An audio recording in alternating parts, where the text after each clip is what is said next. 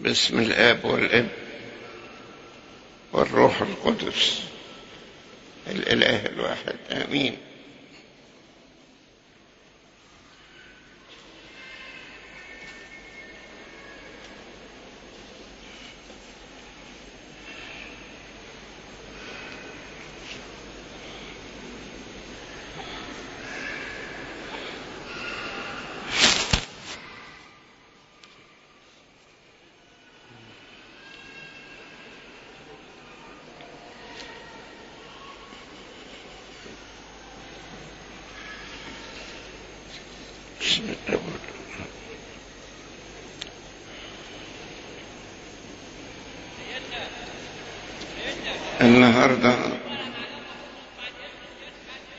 النهارده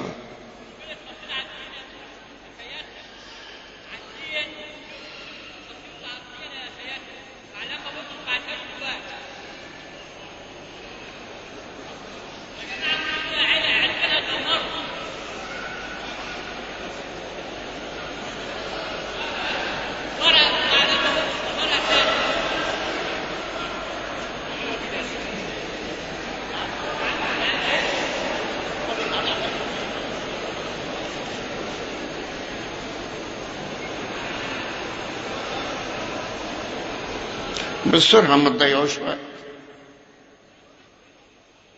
بسرعة ما تضيعوش. انت مديله جرالك ايه في عقلك؟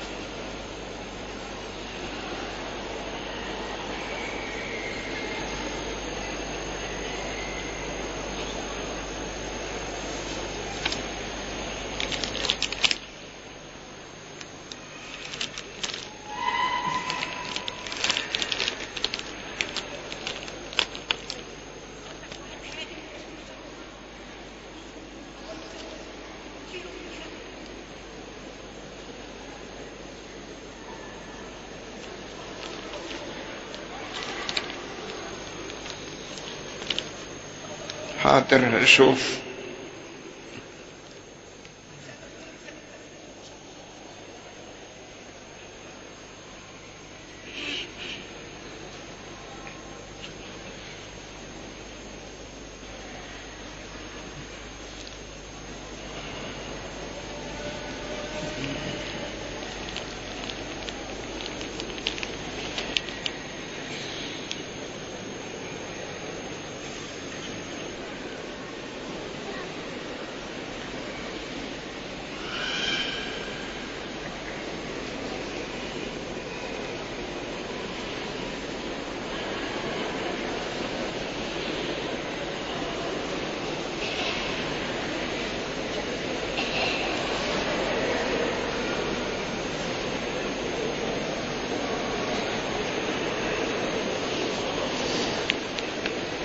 حاضر.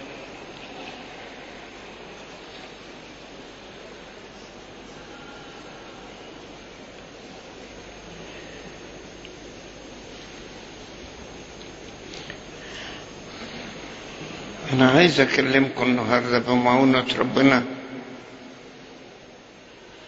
على حاجة تهم كل الناس ويحتاج إليها كل الناس، فضيلة تنفع للكل،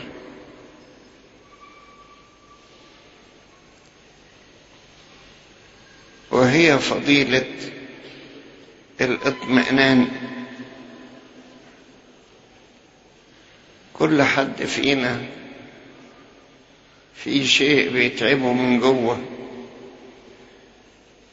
وعايز له حل، وبيتضايق من أجل هذا الموضوع بالذات، فعايز اطمئن. والسيد المسيح بيقول: لا تضطرب قلوبكم ولا تجزع، يعني خليكم مطمئنين، لا تضطرب قلوبكم ولا تجزع، خليكم مطمئنين.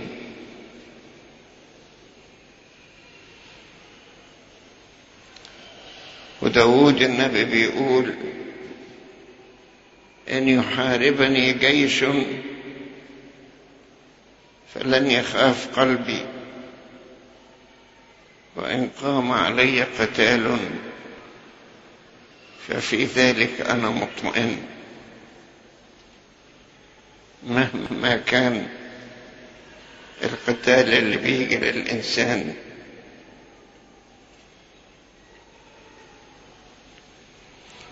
وداود كان يمثل دائما الشخص المطمئن حتى منذ طفولته. في طفولته كان بيرعى غنم أبيه، هو طفل بتاع 10-11 سنة،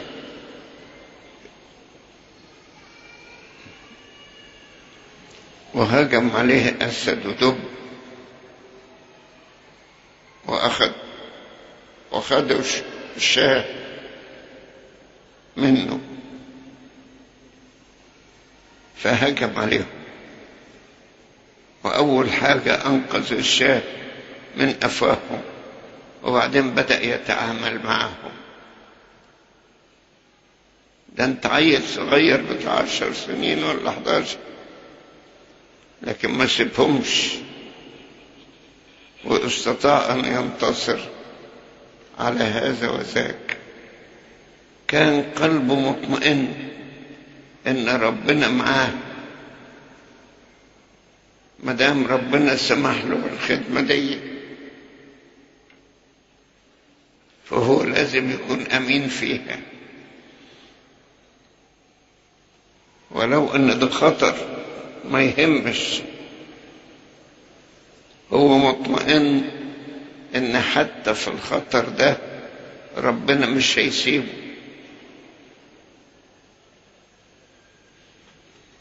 كويس إن الواحد يشعر إن في كل ما يمر عليه من مشاكل ومن أخطاء يضع في ذهنه إن ربنا موجود، وربنا هياخد باله منه، وربنا هيحافظ عليه ومش هيجرى له حاجة.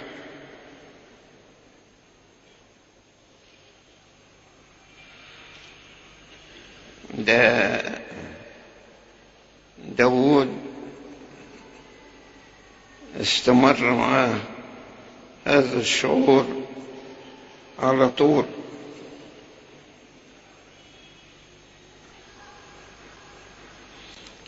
لما جت حكاية جوليات الجبار، راجل ضخم كده وأسلحته ضخمة ومنظره من بعيد يخوف، طلع له داود قال: أنا أحارب، واليوم يحبسك الرب في يدي يدك ايه يا حبيبي؟ دي يدك كده على قد حالها. واطلع له معاه 5 حصوات وجراب كده. انت رايح فين يا داوود؟ رايح تصيد عصافير عشان تاخد لنا 5 حصوات؟ لا، أصيد جوليات الجبار. يقول له اليوم يحبسك الرب في يدي. اليوم يحبسك الرب في يدي؟ ازاي هيحبسك في يده؟ يدي دي مش يدي، يدي دي هي اللي هيعمل فيها رب قوات.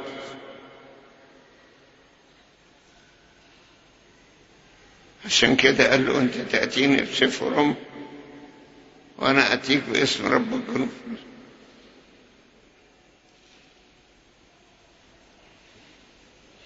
الخلاف مش بينك وبيني، الخلاف بينك وبين ربنا.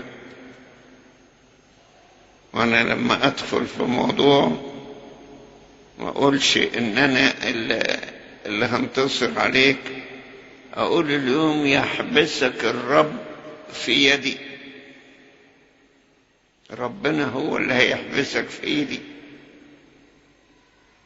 هو اللي هيمشي ورا الحصواية كده كده كده لغاية لما تهتز في جبهتك وتدوخك وتوقعك على الأرض. هو اللي هيعمل كده.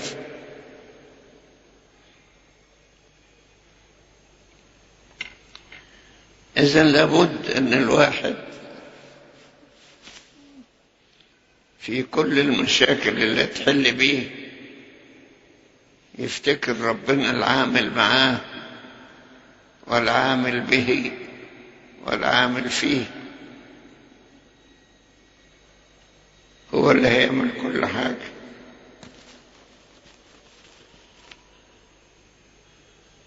لدرجة ان داود في احد مزاميره قال ان سرت في وادي ظل الموت لا اخاف شرا. ليه؟ لانك انت معي.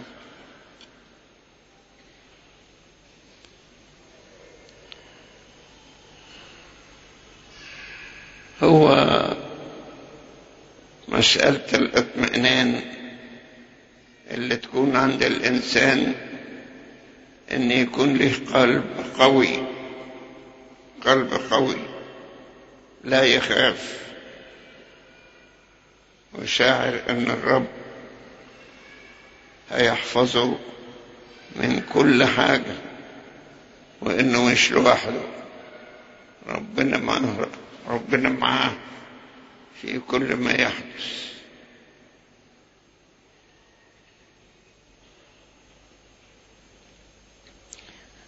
قصص الاطمئنان دي نجدها كتير قوي في الكتاب المقدس. إبراهيم بعد ما جاله ابن المواعيد بانتظارات حرقة قلب، قال أمر أنه يروح يقدمه محرقة. أخذ عبدين معه وأخذ ابنه وقال للعبدين دول انتظروا أنتم هنا إلى أن نذهب أنا وابني ونرجع إليكم. نرجع إليكم دي معناها إيه؟ معناها إنه كان مطمئن إن لابد هيرجع بابنه، مع ثقته تماما إن هيقدمه محرقة.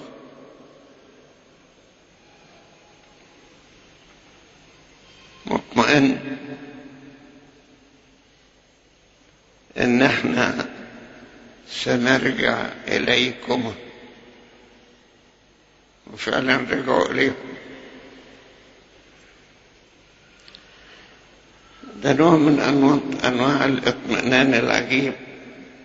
سبقه اطمئنان آخر لا يمكن أن ننساه، لما نوح ركب الفلك بأمر من الله وأغلق باب الفلك، وارتفع الفلك عالي في الفضاء، وبينه وبين الأرض مسافات طويلة، وهو مطمئن إنه هيرجع.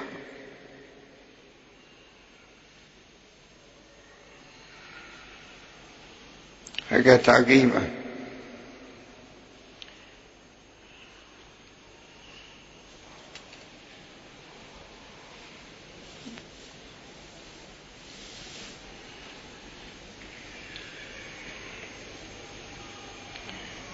وبعدين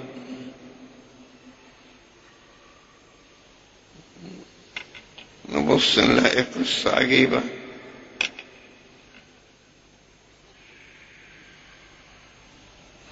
بولس الرسول وهو مدعو للخدمة في كورنثوس، ربنا يقول له روح واطمئن، لا يقع بك أحد ليؤذيك.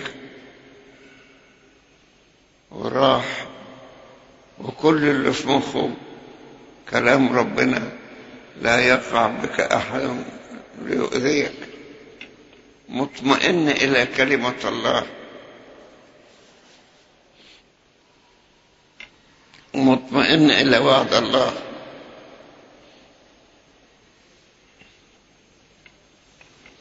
بطرس الرسول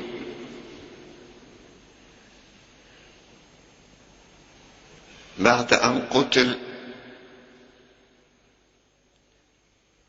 أول واحد من الرسل وقبض على بطرس الرسول علشان يقتل تاني يوم،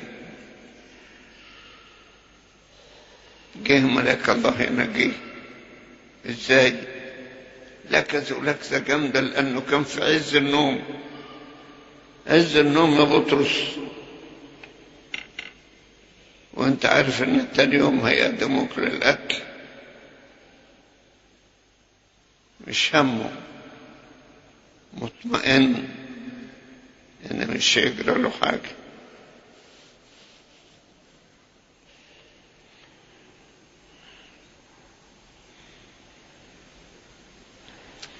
وده كان الحاجة اللي بتحصل مع كل شهيد من الشهداء داخل الشهادة. تاني يوم هيدوه للأسود يأكلوه، تاني يوم هيموت بأي طريقة، ومع ذلك تلاقيهم كانوا مطمئنين تماما، ولا واحد خايف.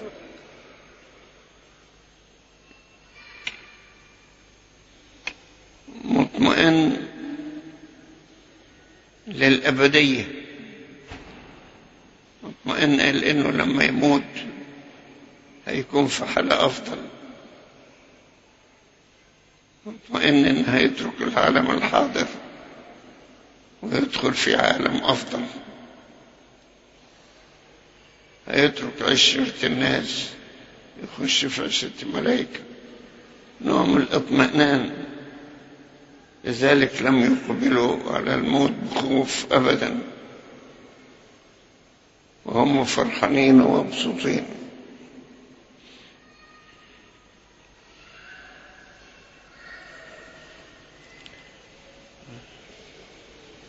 في كل الأمور اللي مرت علينا في الكتاب من المعجزات نجد عنصر الاطمئنان. موسى النبي ربنا قال له تخش في البحر، تخش في البحر ازاي؟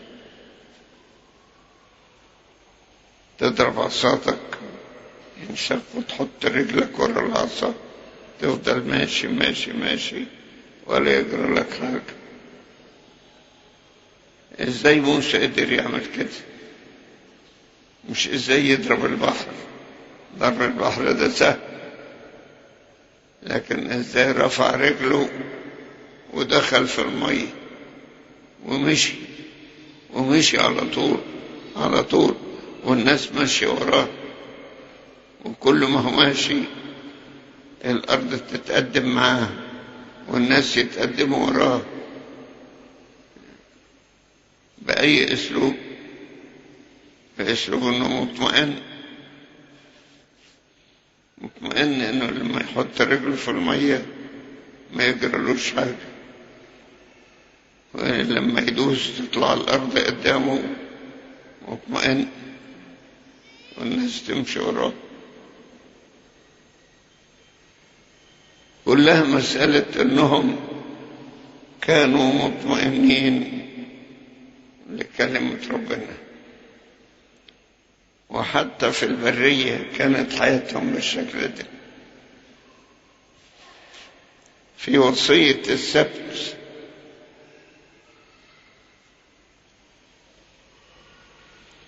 يقول له لا تجمع المن في يوم السبت. ما جمعوش ازاي؟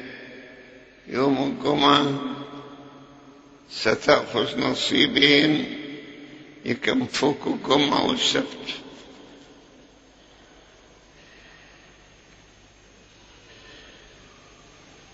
وإيه تاني؟ ولا تزرع في يوم السبت. ليه؟ ربنا هيبارك في غلة العام السادس تكفيك يوم الجمعة ويوم السبت. بناء على هذا الاطمئنان كان الناس بيجي لهم المن كل يوم، فيجوا هم يوم السبت ما ياخدوش، يسيبوه على الأرض ما ياخدوش. ليه؟ ربنا هيبارك في يوم الجمعة ومطمئنين لهذا. أي زرع يوم السبت ما نزرعش. ليه؟ ربنا هيبارك في غلة العام السادس فتكفي الجمعة والسبت. لغاية دلوقتي الناس لما يجي يصلوا على المائدة يقولوا يا رب يا من بارك في غلة العام السادس بارك أيضا.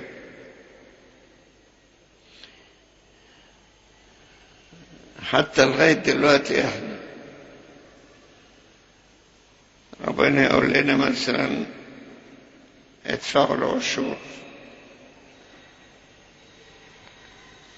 طب يا رب في الايام دي المهية بحلها ما بتكفيش، امال لو خصمها منها كمان العشور؟ يقول لك لا، هتبقى 19 دول يكفوا أكتر مما لو ما دفعتش عشور.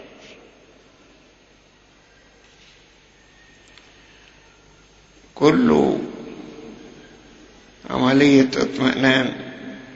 من غير الاطمئنان دي ما كانش حد يعرف يعيش. حتى اللي كانوا بيروحوا للاستشهاد كانوا مطمئنين إنه رايحين إلى عالم أفضل.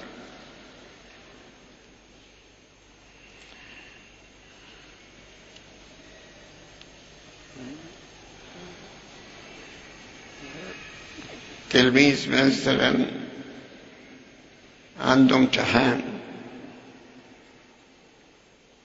يجي للكنيسة تصلي له، يا ابني ده انت الوقت ما يكفيش للمذاكرة. لا، أنا مطمئن إن مذاكرتي مش هتجيب نتيجة غير لما الكنيسة تصلي لي.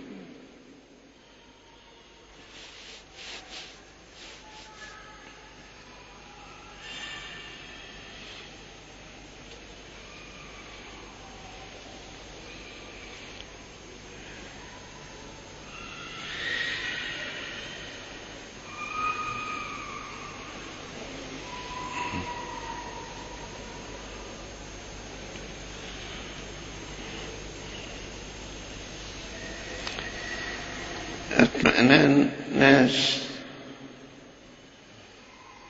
بيتعاملوا مع ربنا حتى في جميع المعجزات. تصوروا الراجل ده اللي يجي يقول للرب قل كلمة فقط فيبرأ الغلام.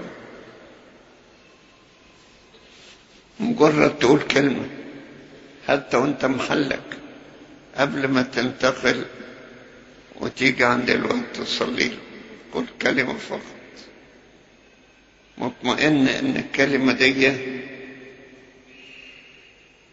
روح عظيمة جدا تخرج من هذه الكلمة فتبرئ الغلام دون أن ينتقل إليه.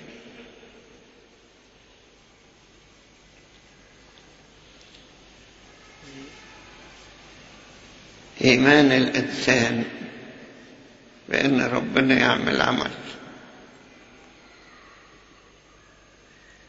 حتى في حياتك العادية. بتركب طيارة وتروح بيها مشوار، ايه اللي يخليك تركب طيارة والطيارة ترتفع في الجو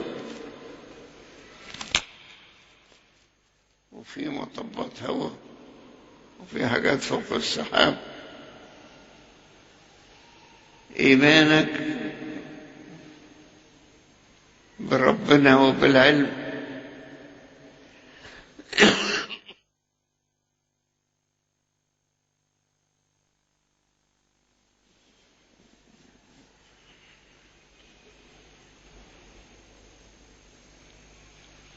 في حياتك العادية. ايه اللي يخليك تروح عند طبيب وتسلمه جسدك كامل كده يفتح فيه ويشيل ويحط فيه؟ إيمانك بالعلم.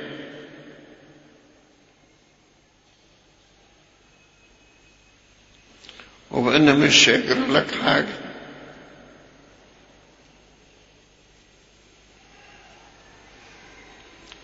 فهل معقول إن شخص يؤمن بمشورة الطبيب ولا يؤمن بنعمة ربنا العاملة في الطب وكل حاجة؟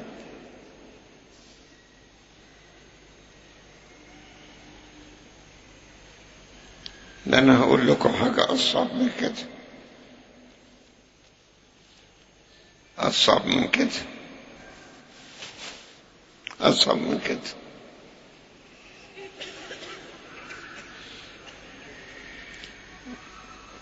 في علم الجو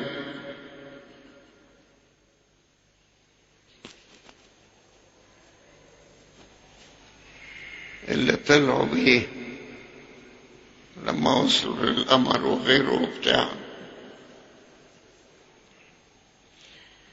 في منطقة في الجو اسمها منطقة انعدام الوزن. ما اعرفش سمعتوا عنها ولا لا. منطقة انعدام الوزن دي يقدر بها الطيار ده يخرج من الطيارة ويمشي شوية في المنطقة دي ويرجع من غير ما يجرى له حاجة. اسمها في علم الجو منطقة انعدام الوزن. سمعتوا عنها؟ طب خلينا دي حتة صعبة شوية.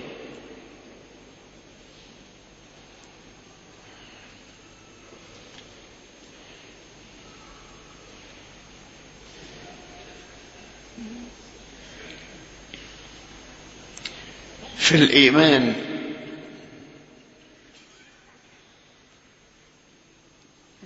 الإيمان بانتقاله من نفس لنفس.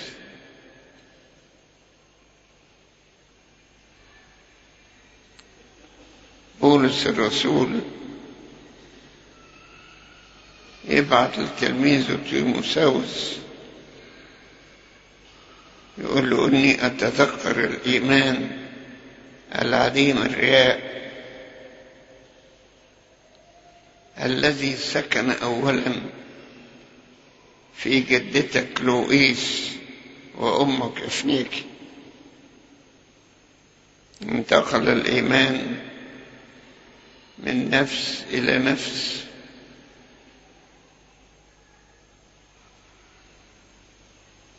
ممكن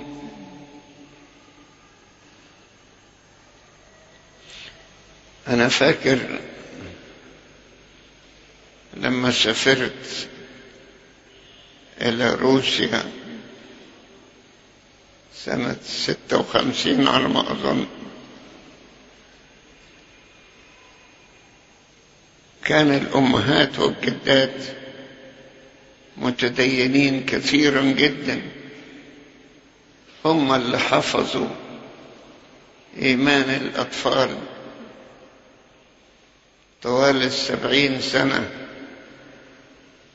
بتاعت الشيوعية اللي كان الرجالة خايفين في بيوتهم. قصد أقول خايفين إنهم يعملوا أي عمل ديني جوه البيت وإلا هيطيروا. اللي حفظ الإيمان في المدة دي في روسيا السيدات الأمهات والجدات، كنا نمر عليهم ونشوف النعمة فوقهم.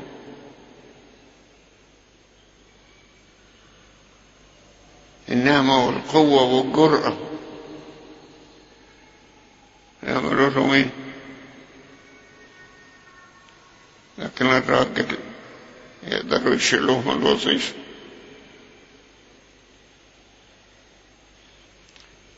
فكان النساء أكثر جرأة من الرجال، وهم اللي حفظوا الإيمان لأطفالهم وللجيل كله ده بتاع الشيوعية عن طريق تلقينهم الإيمان وإعدادهم للمعمودية.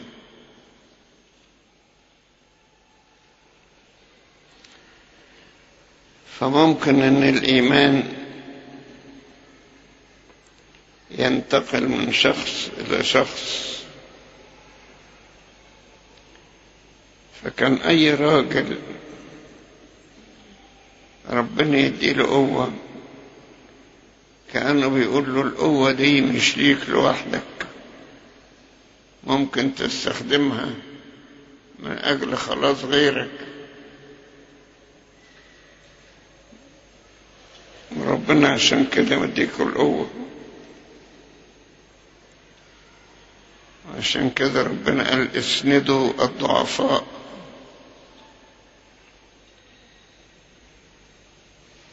ربنا يديك قوة لكي تسند الضعفاء.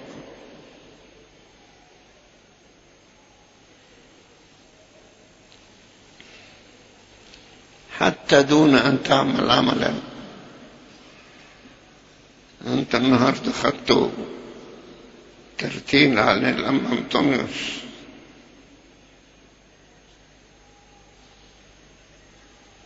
من الناس كان مجرد أن ينظر إلى الأنبا أنطونيوس إلا وتمتلئ البشاشة في قلبه.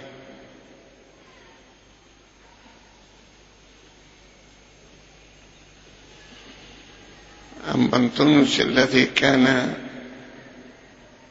يعطي درسا روحيا بحياته دون أن يتكلم.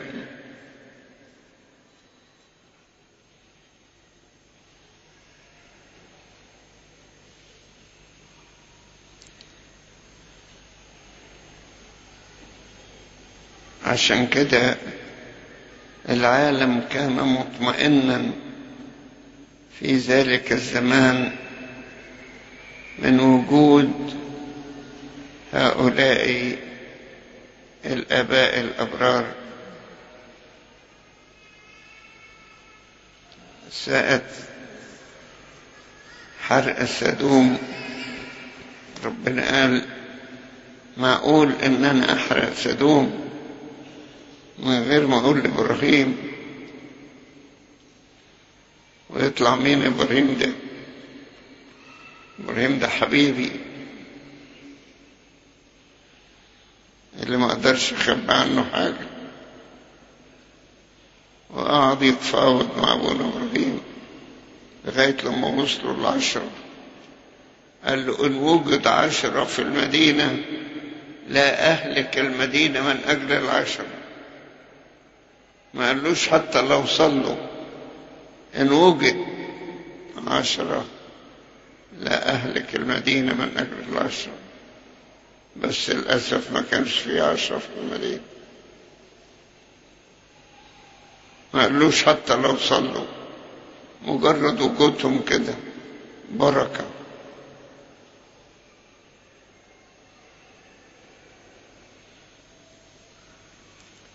صدقوني الآن حتى لغاية دلوقتي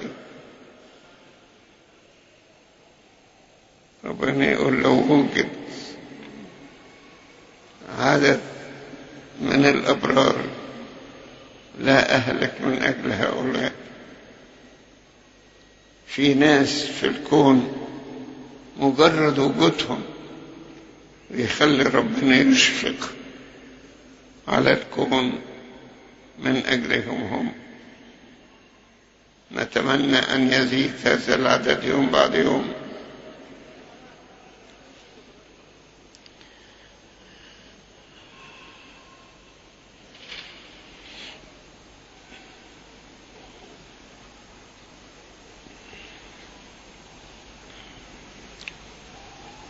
في أشخاص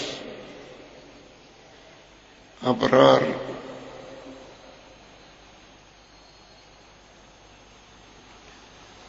ربنا يشفق على العالم من أجلهم.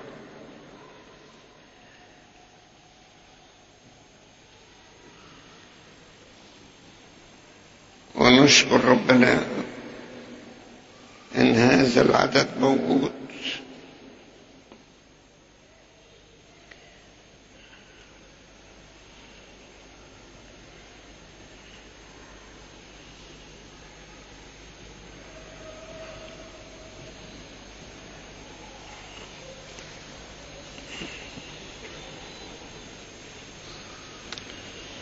في وقت من الأوقات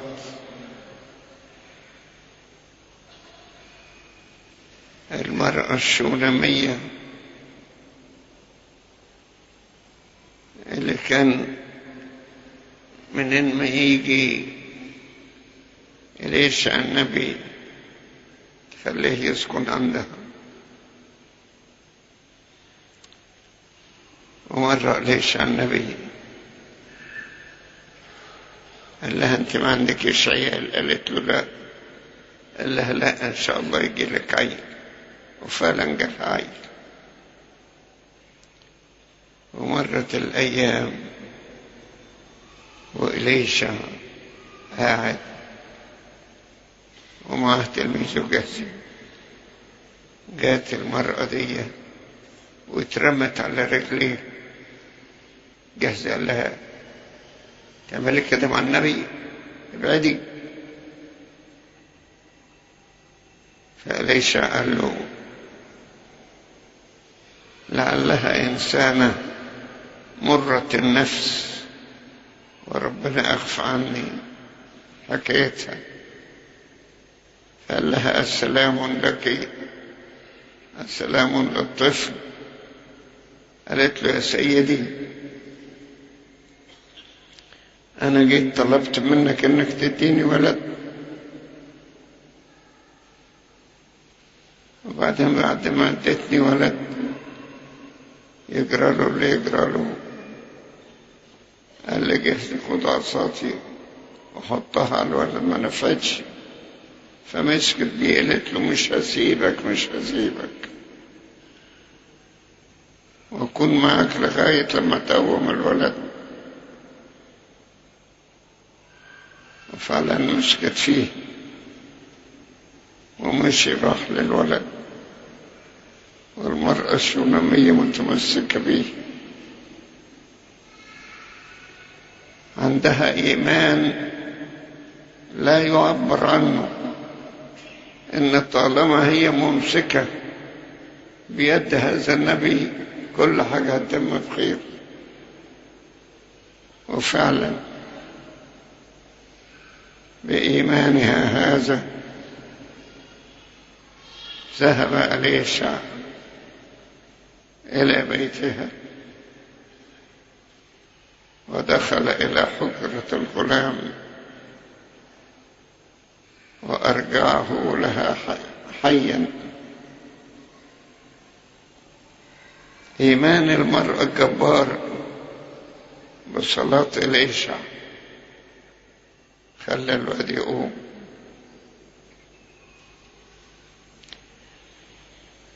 في إيمان واحد بيقدر يشتغل بإيمانه،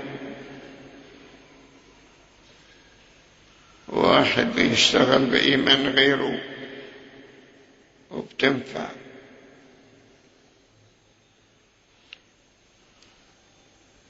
ربنا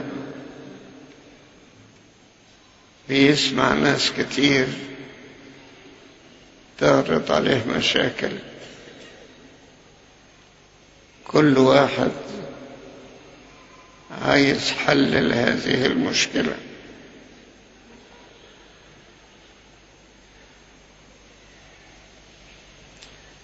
كل واحد عنده أوضة مغلقة، والأوضة دي لها حل، لها مفتاح عند ربنا، وربنا عنده الماستر كي اللي يفتح على جميع الأبواب. المهم انك انت توصل لربنا علشان يفتح ليك. يقول تعالوا إلي جميع المتعبين والثقيل الأحمال وأنا أريحكم.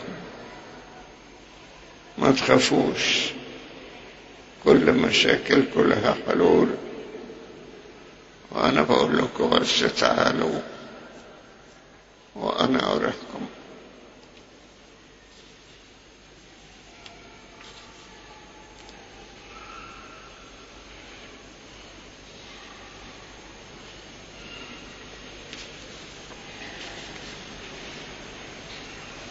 ربنا يعطينا الإيمان اللي بيه نطمئن، لأن كل مشكلة ليها حل عند ربنا وهيوصل لنا الحل.